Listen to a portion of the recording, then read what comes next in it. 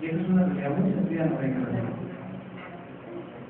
Bueno, empieza a perder justamente legitimidad para la legitimación justamente, y eso es lo que vamos a ver, ¿no? Por ejemplo, aquí en Latinoamérica, muy satisfecho con la democracia es menos del 10%, más bien satisfecho, menos del 45%, no muy satisfecho, cerca del 45%, y nada satisfecho, el 30%. Entonces hay un no muy satisfecho, nada satisfecho, más del 50%, como aproximadamente el 70% de la población que está insatisfecha con la democracia. Y la movilización política también, ¿no? Muy interesada en la política, y algo interesado entre los dos suman como cerca del 30% también. Un poco interesado en la interesado, miren, interesante, la mayor parte de la gente, el 55% de la gente en América Latina no les interesa la política. ¿Por qué? Porque identifican la acción de los partidos políticos, la acción de la democracia, la acción, diríamos, de lo electoral como elemento que no vale la pena. Interesante. La desigualdad, la sobrecarga de demandas. La desigualdad genera condiciones de sobrecarga de demandas, los mecanismos de institución y participación son usados por los actores para la sobrecarga de la agenda política. Es justamente lo que decía la tesis de la economía desarrollada originalmente por Samuel Huntington y sus colegas en el famoso libro del 75, La crisis de la democracia. Eso significa, cuando hay carencias insatisfechas y todo el mundo sale justamente a exigir sus derechos, seguramente se represalia el sistema. Y no vean ustedes, algunos de la gente ya estamos destacando justamente de los cortes de carretera y las continuas manifestaciones. Entonces, corremos la vida a todo el mundo. La manipulación política, ¿no? La desigualdad favorece el aparecimiento de programas sociales que son usados por los gobiernos como mecanismos clientelares y populistas para producir intereses políticos. Para evitar que cada vez que un ejemplo guatemalteco que podría ser conflictivo, mejor lo hayamos usado Venezuela. Venezuela es el caso particular para demostrar justamente cómo se construyó el poder personalista de Chávez a través de los programas sociales y cómo, digamos, sistemáticamente fueron cambiando las reglas del juego para nivelar la cancha. Todo a partir de que de una carencia insatisfecha de muchos años en Venezuela. Entonces, justamente, digamos, también la polarización, todo esto lo lleva a una creciente polarización. Pero hay que, digamos, hacer la clase que mencioné mañana. La polarización en sí misma, o el conflicto, no es en sí mismo el problema, porque todas las democracias tienen que procesar diferencias. Tampoco se trata de que todos pensemos y sintamos y queramos lo mismo. El problema es cuando la democracia no sabe cómo procesar la diferencia. Y cómo, digamos, en la práctica, realmente esa polarización lleva, digamos, a una violencia o una descalificación del otro. Ahí sí hay problema. Porque entonces no hay ejercicios sanos de diálogo. Lo que hay, digamos, es agendas escondidas que se trata de imponer. El ejemplo típico justamente es una ministra, hace poco justamente que en medio de una discusión de una reforma, dijo, bueno, dialoguemos, pero no se va a cambiar nada. Pues es el ejemplo, ya justamente, ¿no? Dialogar, pero no cambiar, no es dialogar. Y entonces en la práctica, la polarización se da por esas actitudes autoritarias. Ok, todos podemos hablar, pero si me reservo el derecho a tomar la última palabra. Eso no es un procesamiento adecuado de la diferencia. ¿Vale? Y entonces, bueno, sigamos también. Bueno, esta, digamos, polarización también es una polarización ideológica, que se demuestra justamente, si ustedes se dan cuenta, en estos dos grandes bloques. El grupo de países aliados para Estados Unidos a través de la OEA, y ese grupo que está surgiendo justamente a través de ALBA. ¿Digamos? Entonces, para ir, digamos, justamente aterrizando y ahí concretizando justamente un cierre. La desigualdad favorece cuatro grandes amenazas a la democracia, que es el desencanto democrático, como les digo, que ha demostrado ampliamente que cuando los ciudadanos no creen en el sistema, cuando hay problemas, nadie va a salir a las calles a defender ese sistema. Entonces el desencanto es un mal negocio para la demanda. El segundo es la crisis de gobernación. Cuando se sobrecarga la demanda, digamos, las demandas, y cuando la polarización va creciendo y el autoritarismo también va creciendo, solamente hay una tendencia a resolver los conflictos vía la violencia, vía, digamos, los mecanismos de fuerza, y eso va generando, obviamente, una crisis de gobernabilidad. La más seria que tuvimos en los últimos tiempos en Guatemala justamente se dio a partir justamente de lo que algunos llaman la masacre, digamos, de Totonicapán. Eso fue un evento bastante grande de sus músicos. Unos dicen que menos mal en ese sentido, que no me malinterprete tampoco, menos mal que ocurrió el desastre, digamos, en San Marcos, el terremoto, porque eso fue una válvula de escape para evitar la polarización que iba creciendo en ese momento, que ya estaba bastante grande. La recurrencia del populismo, que justamente esa recurrencia justamente a la lógica de pues, prometer lo que no se puede cumplir, la polarización y golpes del Estado. El populismo, pensemos, digamos, un poco ahí, en América Latina el populismo ha sido, digamos, como carta, en donde ha tenido, digamos, mucha coincidencia. Ustedes se recuerdan, por ejemplo, la mítica relación, por ejemplo, que existía en Argentina con Eva Perón. Aunque algunos de ustedes han visto una película sobre eso, y eso es todo un mito en América Latina. Entonces, Eva Perón y realmente su esposo, Juan Perón, son justamente como los íconos del populismo en América Latina. Y el populismo, pues, digamos, teóricamente hablando, es una alianza, por eso que el populismo no puede cumplir su promesa, porque es una alianza entre clases y entre intereses divergentes, que obviamente no puede ser, solamente es una forma, digamos, de avanzar de una manera, digamos, solamente que no es sostenible en el tiempo. Y todo eso lleva a un riesgo de polarización y de golpes desde el Estado. Eso lo necesito, digamos, explicar un poco más. Antes, los quiebres se daban con zonas militares. Teníamos, obviamente, los militares llegaban y tomaban el cuartel, etcétera, como por ejemplo en las imágenes que se dan en Chile, o el derrocamiento de Allende, o las de Guatemala, digamos, en la época del 93, del 83. Ahora ya los golpes son mucho más finos. Ya no requiere, digamos, justamente de ese tipo de quiebres espectaculares o autoritarias. Más bien, el ejemplo, justamente algunos plantean que lo que está pasando es que hay una forma, digamos, de subvertir la democracia desde la democracia.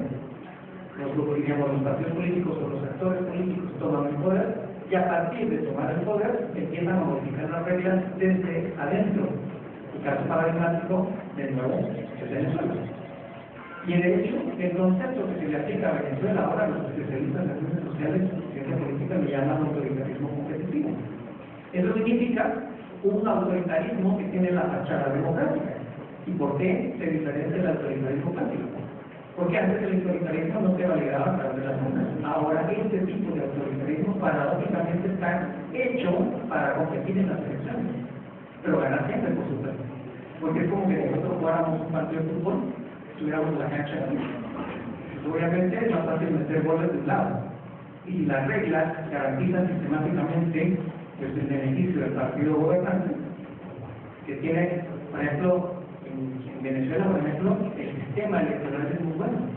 De hecho, el conflicto en Venezuela fue que justamente en época de las últimas elecciones llegó unos momentos antes del expresidente Carter y se le ocurrió decir el sistema venezolano es el más perfecto del mundo. Y después el régimen lo distribuyó a todo el mundo. Cada vez que habían conflictos y cada vez que alguien cuestionaba el régimen, sacaban las nuevas declaraciones del expresidente Carter. Eso era cierto, pero las autoridades electorales del sistema electoral, el Tribunal Supremo, digamos, de Venezuela y todas las instancias electorales, estaban controladas absolutamente por el partido de gobierno. Entonces había una extrema parcialidad, por supuesto. Entonces ahí estaba el problema estaba en otra dimensión. Por eso es que, obviamente, pues el régimen venezolano no tenía ningún problema de estar participando constantemente en las elecciones porque siempre va a ganar. Y eso es lo que de hecho Chávez decía, hemos participado en 18 elecciones que no lo ganamos. Puede participar en estas 30 más y siempre va a ganar con estas condiciones. Vean ustedes, en el barómetro de las Américas se establece justamente un análisis entre estos dos elementos. La tolerancia, obviamente, contrario a la tolerancia es la intolerancia y la polarización, y obviamente el apoyo al sistema.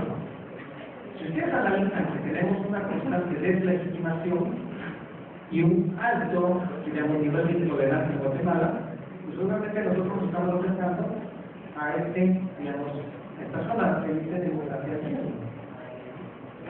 Y eso, obviamente, es lo que le preocupa a muchos académicos y a muchos analistas en el caso de Guatemala. Parece muy cerca de una democracia ciega. Y de hecho, en el índice de estados fallidos, de esta cuenta, por ejemplo, Guatemala y Nicaragua son los países que están más cerca del 7. Aquí obviamente, como es un índice de estado fallido, mientras más alto sea el puntaje, pues obviamente más, digamos, posibilidad de quiebre. Guatemala está en esa zona gris, que no es un estado consolidado, ni es un estado fallido. Entonces estamos en esa zona gris en la cual podemos bajar a ser un estado fallido o subir a ser un estado más consolidado. Y vean ustedes esto, digamos, como una forma de volver al primer tema que les había planteado. ¿Recuerdan ustedes que les había dicho que todo esto era para definir, digamos, la democracia como fin? ¿Se recuerdan? Bueno, ahora vamos a arribar al segundo nivel, la democracia como medio. Los politólogos han planteado, digamos, durante mucho tiempo, que esa realidad amorfa y esa realidad que también extensa sobre la democracia como fin, las expectativas que todos tienen sobre la democracia son tan grandes que la única forma de garantizar un mínimo de operatividad, digamos, de esa democracia como fin es a través del segundo concepto, de la democracia como medio. Y eso significa caer justamente en ese concepto, uno de los 550 apellidos de la democracia, que le llamaba democracia electoral, que para algunos era una mala palabra. Cuando yo empecé a estudiar justamente en la universidad en los años 90, pues obviamente los que decían justamente democracia de fachada, democracia electoral, era una mala palabra. Y por eso que muchos pensaban que esa democracia pues no era bien que debe ser. Pero vean lo que dice López con respecto a esa democracia que sí se puede garantizar, la democracia justamente electoral. Los derechos políticos son lo único que tenemos, en estas democracias de América Latina, los derechos civiles son ligados a la mayoría, y qué decir los derechos sociales. Entonces, obviamente, recordemos que somos la región más desigual de América Latina, de los del mundo. ¿Qué tienes para organizarte, para realizar una esperanza, para pensar en un futuro? Los derechos políticos. Esa es la importancia de los derechos políticos. Te abre las puertas y te abre la posibilidad de luchar por obviamente por esas realidades que no son fáciles de garantizar. Y en ese sentido, justamente, el problema fundamental de la democracia justamente es que tenemos una muy mala, digamos, conceptualización sobre esa democracia mínima que les decía. Si nosotros no consideramos adecuados, digamos, ese nivel, por eso que yo quería, digamos, empezar con esto en esta primera sesión del diplomado, porque obviamente es la forma de después empezar a hablar sobre el tema justamente de las reglas procesuales que permiten definir quién toma decisiones y bajo qué procedimientos. Por supuesto, esas reglas deben de estar adecuadamente realizadas, porque si no están adecuadamente realizadas, el poder del ciudadano no es adecuado. Ustedes se recuerdan que en el año 2011, esta coalición, digamos, de instituciones que estaban monitoreando las elecciones que lo han hecho desde 2003, que se llamaba Mirador Electoral, sacó un comunicado en agosto, más no, perdón, en noviembre de 2011, que decía: la democracia ya de Guatemala ya llegó a su punto tope. Porque obviamente ustedes recuerdan que en el 85 se hablaba de que se inauguraba la época de la transición a la democracia. La transición, el concepto de transición implica que vamos hacia una democracia. Pero 28 años después de ese inicio de la transición, esa transición parece que se truncó o se redució a ningún lado. Que no estamos avanzando a una consolidación democrática. Más bien parece que estamos comenzando, digamos, en una suerte, digamos, como el estancamiento. Y eso tiene que ver mucho con los efectos de las reglas electorales. Y eso, por supuesto, hay que decirlo. El hecho de que nosotros digamos que la democracia electoral es la única que se puede realizar no significa que sea fácil realizarlo. Porque obviamente se tiene que luchar por la reforma. Y de hecho ahorita hay un proceso justamente de reforma, o de intento de reforma, que en la práctica no ha llegado, digamos, a buen puerto, pero ahí justamente están depositadas muchas de las esperanzas, porque si nosotros lográramos mejorar las reglas electorales vigentes en el caso de Guatemala, mejorarían muchos de los procesos justamente de la democracia guatemalteca. Pero ¿qué ocurre justamente en ese contexto? Imagínense, recuperando un poco lo que hemos hablado, ¿no? Un contexto en el que el concepto de la democracia es bien complejo y que las realidades de la democracia son muy diversas, en que, digamos, hay muchas promesas incumplidas de la democracia, en el que tenemos una realidad justamente de altísima desigualdad en nuestros países. Parece que son todas esas llamadas, en el caso guatemala particularmente, reglas electorales que están justamente más diseñadas de manera que el ciudadano, como decía justamente este informe que daba justamente se llama Mirador Electoral en 2011, votamos de donde lo elegimos. ¿Por qué? Porque los partidos políticos, con el voto que nosotros damos, realmente no hacen absolutamente nada. Y después, por supuesto, prácticamente hacen lo que quieren. Y vean ustedes que entonces se va consolidando una lógica minimalista, ya mundial, que es, a ver, como no pudimos en estas elecciones, pues probamos de las siguientes, ¿no? Y a lo mejor ahora sí vamos a poder escoger. Pero ¿y si no podemos escoger bien? ¿Qué nos queda? Esperar otros 4 años. Y así hemos pasado el pico de años esperando que llegue la adecuada. A esas alturas yo creo que es más que evidente que por esa vía no va a llegar. Entonces se necesita, de nuevo, digamos, una reforma que permita a los ciudadanos guatemaltecos tener mayor control sobre sus representantes, de manera que la democracia realmente se acerque a esa idea. Pero para eso necesitamos urgentemente evitar justamente lo que aparece aquí. Es justamente lo que O'Donnell llama la muerte lenta. Bueno, recuerdan, digamos, yo les había dicho que ahora es muy difícil que tengamos, digamos, un quiebre al estilo, digamos, de los años 70 o 80, con militares, digamos, que llegaban a la toma de poder. Ahora ya no. Ahora es muy difícil, digamos, que los militares hablan de los cuarteles para poder hacer eso. Ahora, el quiebre, digamos, el quiebre es mucho más sutil. Tenían lo que dice O'Donnell. Las democracias no solo sufren muertes rápidas como un terremoto, que era justamente su golpe de Estado. También puede sufrir, y eso era lo que más le preocupaba justamente a O'Donnell, más insidiosamente, una muerte lenta como una casa comprometida por las termitas. Si una casa está comprometida por las termitas, pues aparentemente está muy fuerte. Se le da las paredes y se van a arrugar. Lo mismo le ocurre a estas democracias que se han ido quedando, prácticamente que en la práctica ya todos nos acostumbramos a los desmadres de la democracia. Bueno, por lo menos tenemos democracia, digamos, pero no se confían, porque justamente lo que dicen, nuestra clase política se está comportando como un caso normal para la muerte lenta, socavando las bases, justamente por las de las cuales se sustenta la democracia. Eso es particularmente grave, ya que han quedado en 10 tantos y tan poderosos recursos autoritarios. Entonces, en la práctica, este es un elemento que a mí me preocupa fundamentalmente.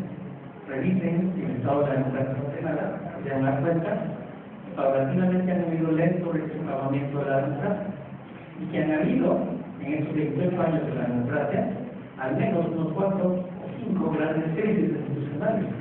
La primera, la más grande justamente, no fue la primera, fue la segunda, porque en los años de inicio ustedes ya habían habido 2 intentos de golpe, justamente narrados por el mismo presidente. Pero en el 93 hubo un de izquierda. El primero, digamos, justamente el quiebre, ahora ustedes lo han visto, digamos, resurgir en los medios de comunicación con el debate entre el expresidente Fernando Díaz y sus detractores. Pero después, ustedes recuerdan, en 2003, hubo un conflicto justamente sobre el invierno negro, hay un intento, digamos, de crisis institucional. Después en el 2007 uno menor, digamos, también, pero también hubo uno, y en el 2011 fue el más reciente. Entonces, recurrentemente estamos teniendo crisis institucional, y ahora tenemos una crisis no electoral que es la paralización del Congreso. Si usted revisa, lentamente estamos socavando todo el andamiaje institucional de la democracia. Entonces, eso es una mala señal y un mal, digamos, los mensajes que estamos mandando, porque entonces tenemos, como les digo, no solo problemas conceptuales, no solo problemas operativos, también tenemos problemas, digamos, reales en la práctica, que es justamente esta incapacidad que hemos tenido los guatemaltecos justamente de defender nuestra democracia. Vuelvo al punto. Entonces, ¿cómo se define la democracia? Pues obviamente, la única forma de garantizar o de definir, digamos, un nivel mínimo de democracia que se pueda garantizar es a través de los derechos electorales. Las reglas electorales, ustedes van a empezar a ver con toda propiedad en este curso y en todo este seminario. La otra semana vamos a tratar de realizar ya en lo que a mí me llaman ingeniería electoral o ingeniería institucional. Desde esa perspectiva, las reglas, las reglas permiten, favorecen, digamos, el acercarse a esta idea, digamos, de la democracia. Porque, como les digo, a nivel de la ciencia política es muy difícil entrarle a ese mundo de realidades, digamos, diferenciadas que es el tema de la democracia como fin. Entonces, para poder llegar al fin, esa sería la postura, tenemos que contar con un medio adecuado. Y si no tenemos este medio adecuado, que es lo único que se puede garantizar con toda fuerza, tampoco vamos a tener lo otro. Porque de cierta forma, la democracia como fin tiene todo el problema de que todos y cada uno va a tener un fin, ¿no? Y todos quieren extrapolar justamente a los demás. Entonces, cuando esta democracia como fin se trata de poner en práctica, pues deja de ser democrática para tener que imponerse a los demás.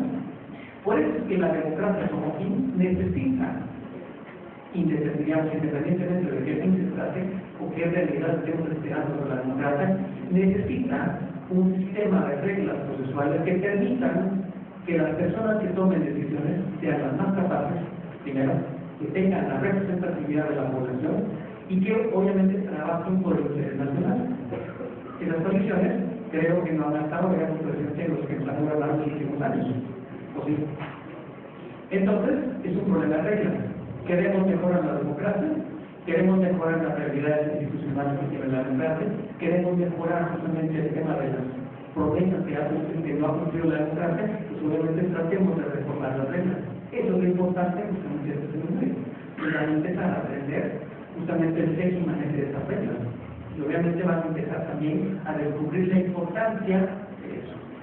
Y obviamente, a lo mejor en un futuro, todos y cada uno de nosotros vamos a empezar a ser agentes para el cambio y la transformación del sistema. Esto, de nuevo, no es un elemento que se pueda hacer de una vez y para siempre. Ese es el otro gran problema que tienen a veces los que piensan en reformas electorales. Piensan que con una reforma se pueden solucionar los problemas. No es cierto. La ingeniería electoral es tan compleja, tiene tantas dimensiones también, eso vamos a tratar de ver justamente en la próxima clase, que pues obviamente aunque ustedes trajeran a los mejores equipos de diseñadores institucionales y de profesionales de reglas electorales, pues obviamente nadie va a saber cuál va a ser el elemento, la consecuencia específica en esa sociedad para que se pongan en práctica. Por eso es que mucho de la ingeniería electoral tiene que ver con pruebas. A ver, esto puede ser que en la teoría esté muy bonito, pero en la práctica tiene sus problemas. Entonces en la ciencia hay que ver cómo se ajusta. Y por eso los países más desarrollados tienen procesos permanentes de refinamiento de las reglas electorales. ¿Para qué? Para irnos acercando paulatinamente mejor obviamente a una realidad de una democracia que garantice mejor los derechos. Entonces no es una reforma de una vez para siempre, es un proceso de largo plazo. Y es un proceso integral, porque también muchos, que es el otro problema que tenemos, se tienden a reglas específicas. Y obviamente, en el conjunto de las reglas, probablemente cuando las pongamos, pues van a tener elementos contradictorios. Por eso es que, como les digo, el tema de derecho electoral no solo es nuevo, como dice una amistad, es una parte muy compleja. Y ahí entra en relación la ciencia política, la sociología, el derecho y una serie de ciencias justamente que tratan de poner en práctica justamente a ver cómo van a tener este efecto las reglas electorales. Bueno, en esta última parte, ya para cerrar, dice, no puedes hacer una revolución para tener la democracia, es recuperar justamente la noción de la revolución que había en América Latina. Hay mucha fascinación justamente por estos regímenes, justamente que cambian violentamente. Y todavía hoy en la mañana, justamente aquí me digo, mire, la democracia es de fachada, y por lo tanto yo sigo creyendo en la revolución. Bueno, todo el mundo podemos creer lo que queramos. Pero, en el mundo actual, la evidencia es que la revolución cada vez más es una utopía. Es muy difícil. Si nosotros los matemáticos mañana logramos una revolución, nos destruirían de la comunidad de naciones, y eso tendría consecuencias muy graves para nuestra sociedad. Tampoco es una solución. Entonces, ya una revolución puede llevarnos adelante, pero así como adelantamos, podemos retroceder enormemente. No hay garantía de la revolución. Y eso es un problema fundamental. Quizás es un camino, lo que nosotros llamaríamos fast track, o un camino más rápido, pero es un camino mucho más incierto, para mí, digamos, también mucho más peligroso. Lleva, digamos, todas las revoluciones, la mayor parte de las revoluciones tienen un elemento de violencia intrínseco. Entonces, lo que necesita un poder a veces debe tener democracia para hacer una revolución. La democracia tiene muchos problemas, volvemos al punto. La democracia tiene muchas realidades que no puede cumplir. Tiene muchas dimensiones, digamos, que son difíciles de llevar adelante. Pero como bien dicen los textos de la democracia, la única forma de garantizar que la democracia funcione es profundizando la misma democracia. Esa sería un poco la lógica. ¿O queremos resolver los problemas de la democracia? Pues obviamente hagamos que se profundice en la democracia. Y ese es un elemento que, insisto, para nosotros los guatemaltecos, que en cierta forma hemos visto siempre muy mal a la democracia electoral, creo que obviamente es un llamado que no va a pegar inmediatamente. Pero yo sí quisiera, digamos, empezar a pensar que esa, como les digo, a nivel teórico y a nivel práctico, es una de las pocas dimensiones donde la democracia tiene una realidad bien nítida y bien clara. Bueno, y no está clara todos los sectores, tiene sus propias complejidades, pero es mucho más sencillo discutir en ese nivel que en los otros niveles que estamos hablando.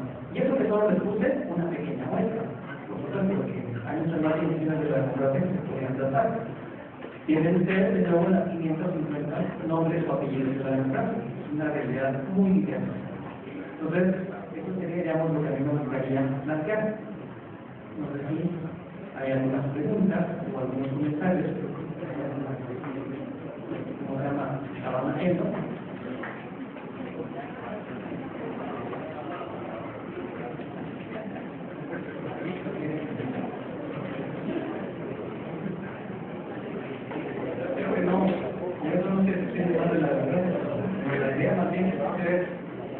Ustedes entienden a ver justamente que a pesar de los problemas hay que seguir apostando por la democracia.